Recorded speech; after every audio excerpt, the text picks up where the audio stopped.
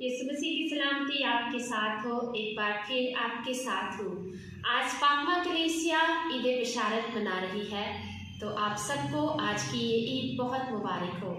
ईद बिशारत हमें मौका देती है, दावत देती है कि हम मुकद्दस मरियम की उस हाँ को याद करें जो उसने इंसानियत की निजात के लिए की।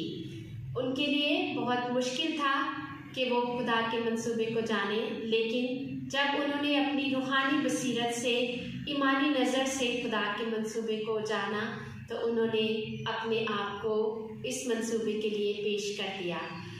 आज का दिन हम आँख के रोज़े की प्रैक्टिस में यूँ गुजारेंगे कि हम दुआ भी करेंगे और खुदा से ईमानी और रूहानी बसीरत मांगेंगे, क्योंकि खुदा आज भी हमसे हम कलाम होता है। आज भी उसे हमारी हाँ की ज़रूरत है और आज भी वो